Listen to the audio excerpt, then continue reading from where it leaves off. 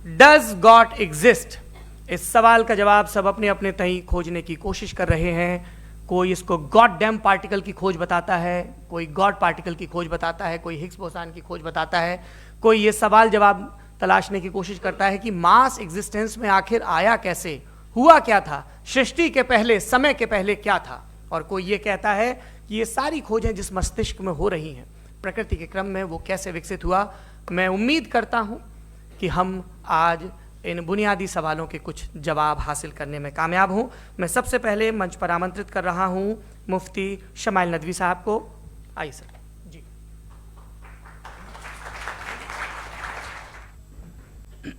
तमाम तारीफ़ें उस क्रिएटर के लिए जिसने इस यूनिवर्स को एक मकसद के तहत पैदा किया है. रिस्पेक्टेड जनाब जावेद अख्तर साहब, मिस्टर सौरभ द्विवेदी और respected audience, thank you all for being here today.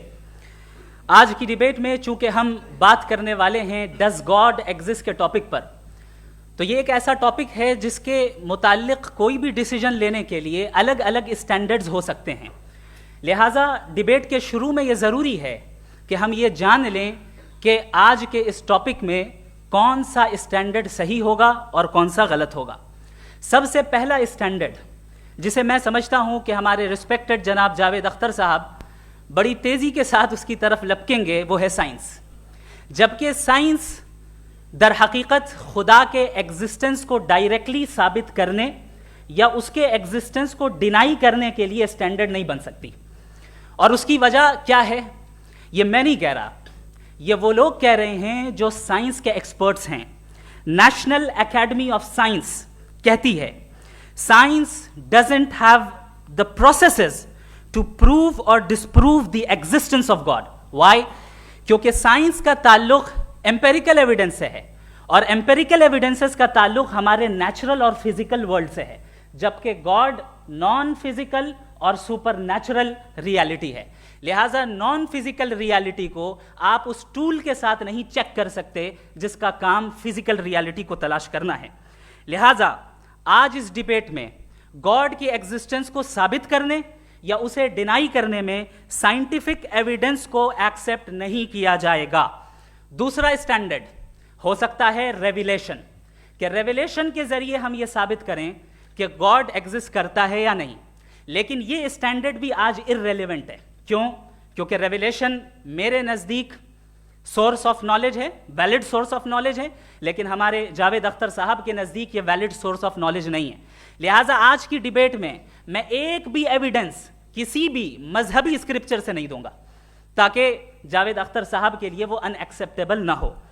तीसरा जो मेयार हो सकता है वो है ऑब्जर्वेशन, कि भाई कोई कहे कि हमें खुदा दिखाओ, अगर है तो दिखाओ, या ये कि खुदा के एग्जिस्टेंस पर एम्पेरिकल एविडेंस दो. तो ये है दर हकीकत गलत टूल का इस्तेमाल करना. ये ऐसा ही है कि जावेद साहब मुझसे ये मुतालबा करें कि मुफ्ती साहब आप मेटल डिटेक्टर के जरिए प्लास्टिक डिटेक्ट करके दिखाएं. अब चूंकि प्लास्टिक डिटेक्ट नहीं हो पा रही है लिहाजा plastic does not exist. No, you are using the wrong tool. इस टूल से प्लास्टिक को डिटेक्ट नहीं किया जाता. लिहाजा मैं समझता हूं कि गॉड के एग्जिस्टेंस पर एम्पेरिकल एविडेंस का मुतालबा करना एक बचकाना मुतालबा है और हमारे रिस्पेक्टेड जनाब जावेद अख्तर साहब इस स्टेज से अब बहुत आगे निकल चुके हैं. अब बचता है एक ही स्टैंडर्ड और वो स्टैंडर्ड है अक्ल, लॉजिक, रीजनिंग. और यही वो स्टैंडर्ड है जिसके तहत गॉड की एग्जिस्टेंस को साबित किया जाएगा या गॉड की एग्जिस्टेंस को डिनाई किया जाएगा. लेकिन चूंकि ये बहुत इंपॉर्टेंट और सेंसिटिव टॉपिक है, इसलिए लॉजिकल आर्ग्यूमेंट भी ऐसा होना चाहिए जो डेफिनेटिव हो, इनडेफिनेटिव ना हो, जो 2 और 2 4 की तरह बिल्कुल वाजे हो, जिसे लॉजिकली रिजेक्ट करना पॉसिबल नहीं हो. फॉर एग्जाम्पल हम कहें हमारे रिस्पेक्टेड मिस्टर सौरभ साहब ये एक इंसान है और तमाम इंसान कॉन्शियस बीइंग है. लिहाजा नतीजा क्या निकला? हमारे सौरभ साहब भी कॉन्शियस बीइंग है.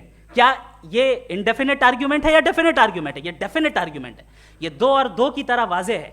इसमें किसी तरह जो है लॉजिकली इसको रिजेक्ट नहीं किया जा सकता. तो अगर आज हमारे जावेद अख्तर साहब ऐसी कोई अकली दलील और लॉजिकल एविडेंस दें खुदा के ना होने पर जो डेफिनेट भी हो, तो मैं ये ऐलान करता हूं कि यकीनन मैं उस एविडेंस को कबूल करूंगा और उस पर गौर करूंगा. لیکن ساتھ میں یہ بھی اعلان کر دیتا ہوں پریڈکشن کے طور پر کہ ایسا کوئی ڈیفینیٹ آرگیومنٹ کوئی نہیں پیش کر سکتا. دلیل ہم دیں گے اور ڈیفینیٹو دلیل دیں گے, لاجیکل دلیل دیں گے, ایسی دلیل دیں گے جو انٹائر ایتھیسٹک ورلڈ اسے ریفیوٹ نہیں کر سکتی. چلیں اب ہم ایک ایگزامپل سوچتے ہیں, ایک سینیریو, سمپل سینیریو, تمام آڈینس سے گزارش ہے, ہم اور آپ ایک آئسولیٹڈ آئیلینڈ پر ہیں, ایسا آئیلینڈ جہاں پہ ہم سے پہلے کوئی کبھی نہیں گیا. چلتے چلتے آپ کے سامنے اچانک آپ نے دیکھا ایک پنک کلر کی بال پڑی ہوئی ہے. سب سے پہلا سوال آپ کے ذہن میں کیا آئے گا کہ یہ بال یہاں کیوں آئی, کیسے آئی, یہ پنک کلر کی ہی کیوں ہے, کوئی اور کلر بھی ہو سکتا تھا, یہ اسی شیپ میں کیوں ہے, کوئی اور شیپ بھی ہو سکتا تھا.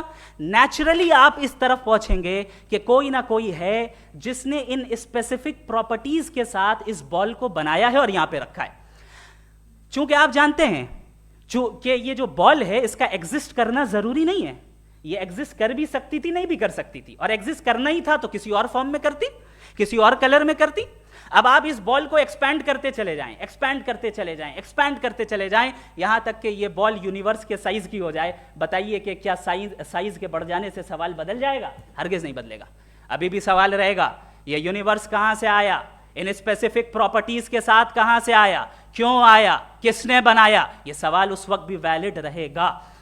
لیکن یہ سوال اگر ہم جناب جاوید اختر صاحب سے کریں تو چونکہ ان کا ورلڈ ویو ایتھیسٹک ہے, اور صرف ان کا نہیں, مطلب جتنے بھی ایتھیسٹ ہیں اور ایتھیسٹک ورلڈ ویو کو رکھنے والے سے اگر آپ یہ سوال کریں کہ یہ یونیورس کہاں سے آیا, تو ان کا جواب یا تو آرگیومنٹ فرام اگنورینس ہوگا یا ڈوگمیٹک ہوگا.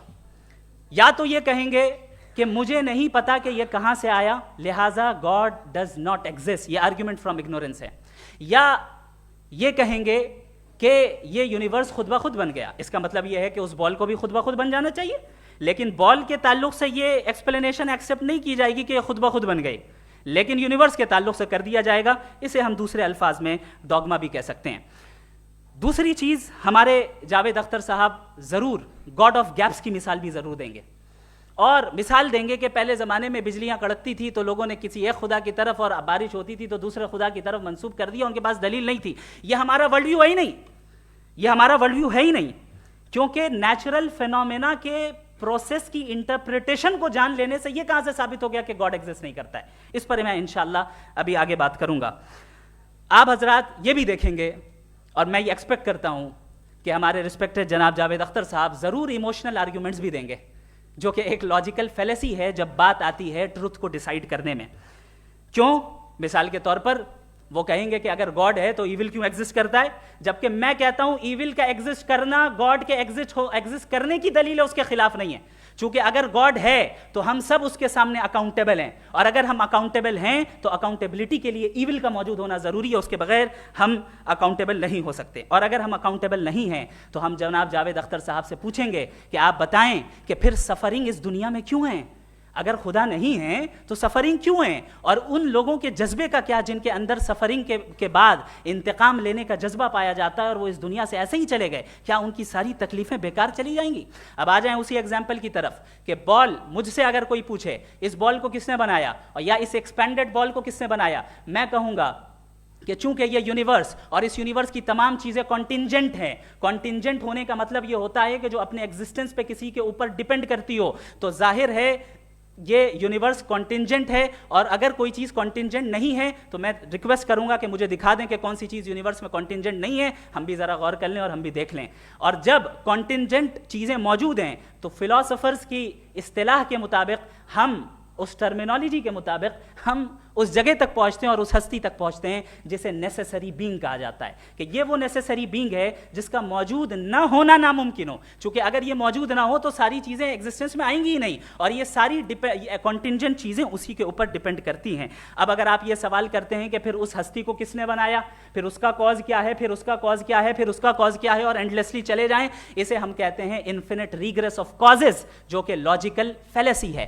کانسیپچولی انفینٹی پاسبل ہے. مثال کے طور پہ पे न्यूमेरिकल्स 1 2 3 गिनते चले जाएं, इन्फिनिट नंबर्स हैं. मैं कॉन्सेप्चुअली बात नहीं कर रहा, प्रैक्टिकली रियलिटी में साबित करके दिखाएं कि infinite regret of causes possible हैं या नहीं. अगर पॉसिबल हैं तो हम मान लेंगे, मिसाल दे दें, और पॉसिबल नहीं है तो एक ही ऑप्शन बचता है जिसे हम कहते हैं नेसेसरी बीइंग. ऐसी नेसेसरी बीइंग जो इंडिपेंडेंट है, क्योंकि अगर वो डिपेंडेंट हुई तो वो नेसेसरी नहीं रहेगी. ऐसी इंडिपेंडेंट बीइंग जो इटर्नल है, अगर वो इटर्नल नहीं होगी, उसकी बिगिनिंग होगी तो वो खुद कॉन्टिंजेंट है. ऐसी बीइंग जो पावरफुल है, क्योंकि कॉन्टिंजेंट को एक्चुअलाइज करने के लिए पावर चाहिए. ऐसी बीइंग जो इंटेलिजेंट है और नॉलेजेबल है, क्योंकि ये यूनिवर्स स्पेसिफिक फॉर्म और स्पेसिफिक लॉज ऑफ नेचर के तहत प्रिसाइजली चल रहा है. Thank you. थैंक यू मुफ्ती साहब. मैं इन दलीलों के बाद जावेद अख्तर साहब से गुजारिश करूंगा, आप बैठ के बोलना चाहेंगे या वहाँ जी. पहले तो मैं मुफ्ती साहब को एक अच्छी खबर देना चाहूँगा कि मेरी नॉलेज साइंस के बारे में बड़ी मामूली है, तो आप फिक्र ना करें उसकी, लेकिन कुछ कॉमन सेंस है मुझ में.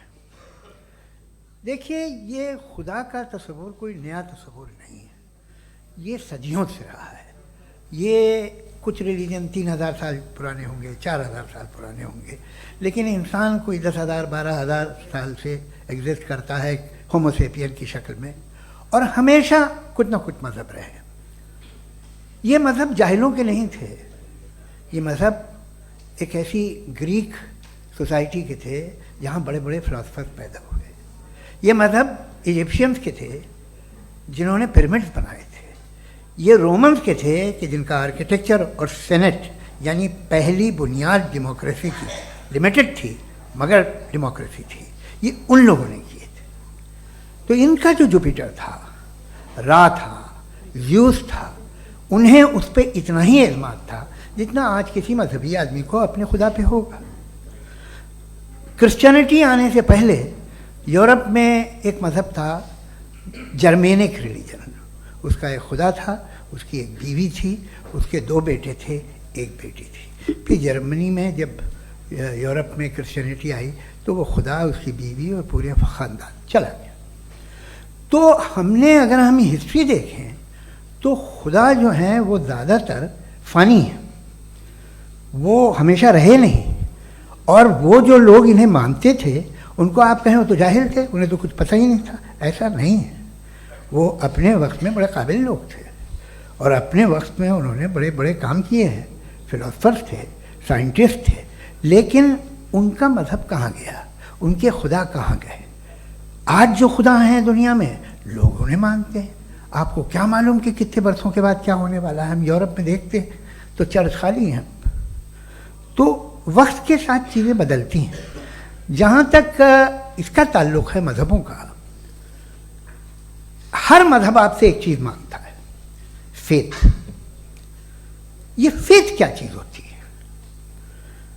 What is the difference between faith and belief?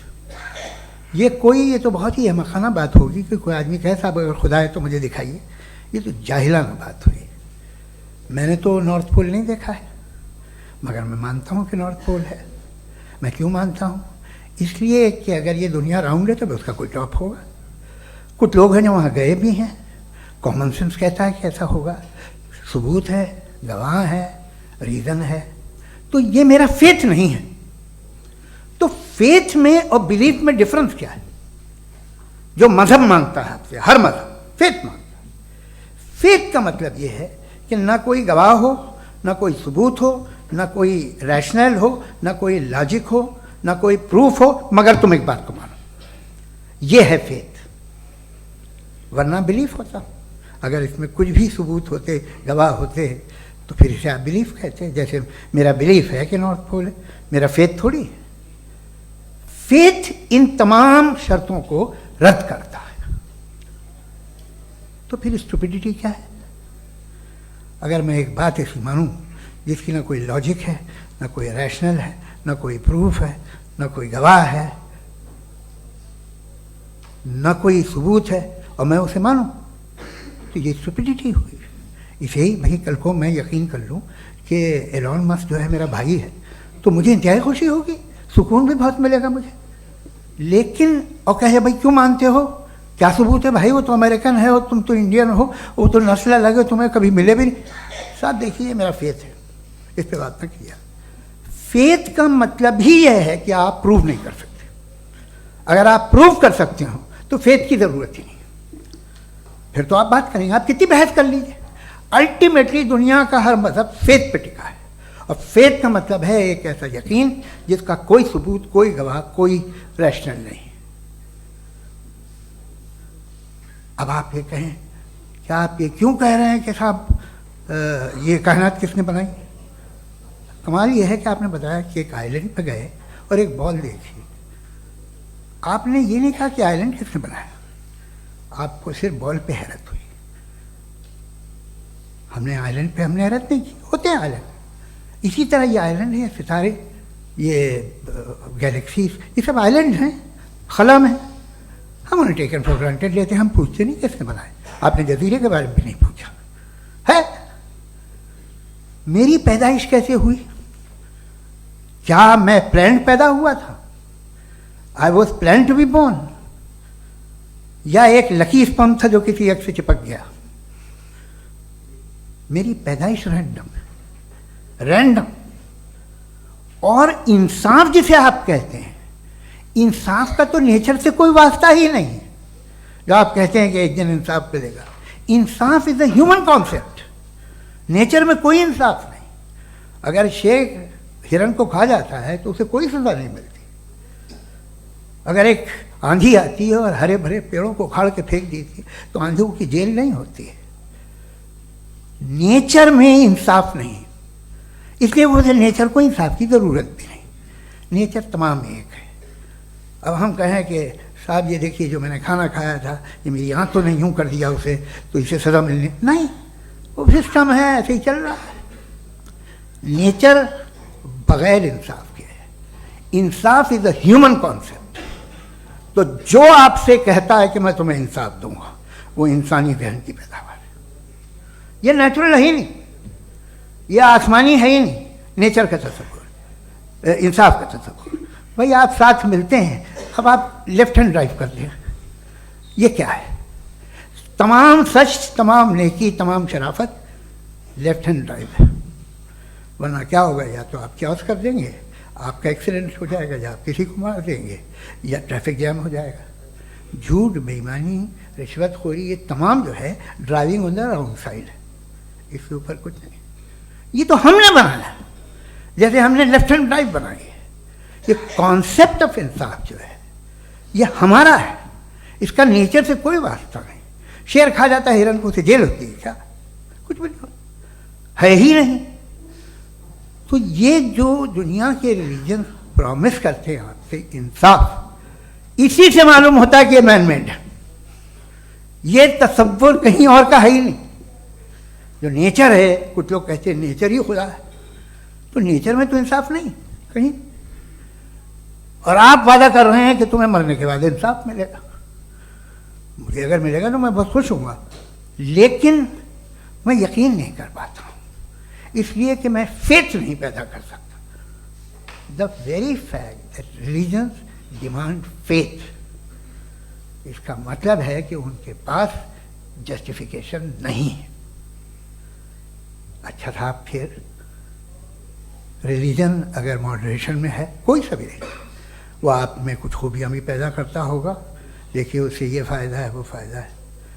Alcohol جو ہے وہ زیادہ تر دواؤں میں یوز ہوتی ہے, اور ایک سروے کیا گیا تھا امریکہ میں کہ لانجیٹیوٹی کن لوگوں کی ہے. تو ایک طرف وہ لوگ تھے جو شراب پیتے ہی نہیں تھے, اور ایک طرف وہ تھے جو ایک بوتل شراب روز پیتے تھے.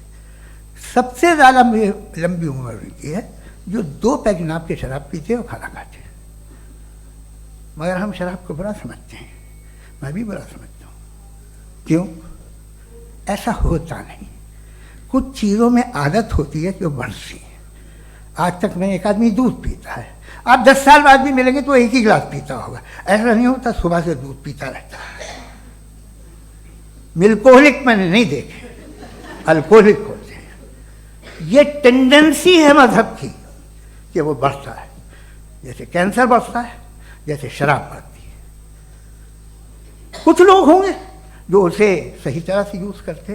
مجھے یقین ہے کہ ہمارے مفتی صاحب بھی ان میں سے ایک ہیں, ان سے بہت خوشی ہوئی مجھے ان سے مل کے, لیکن کتنے لوگ ہیں کہ آج آپ دیکھتے ہیں دنیا میں جو تباہیاں ہیں ان میں کتنا ہاتھ ہے ان لوگوں کا جو بلیور کہتے تھا مذہب یہ نہیں کہتا، نہ کہتا ہوگا، مگر جب یہ مذہب پیتے ہیں تو ایسے بہیو کرتے ہیں. تھوڑا سا اگر ہو تو شاید بہت اچھی بات، لیکن شراب تھوڑی سی نہیں رہتی، اس میں ٹینڈنسی ہے پہلے. تھوڑا سا اگر 2-3 کینسر کے سیل ہو نا باڈی میں تو آدمی سم رہے گا، لیکن وہ 2-3 سیل نہیں رہتے، وہ ملٹیپلائی ہوتے ہیں. جاوید صاحب ٹائم پورا ہو گیا. ٹائم ہو گیا، تو بس بات ختم ہو گئی. اچھا مجھے کچھ اور کہنے کو تھا بھی نہیں.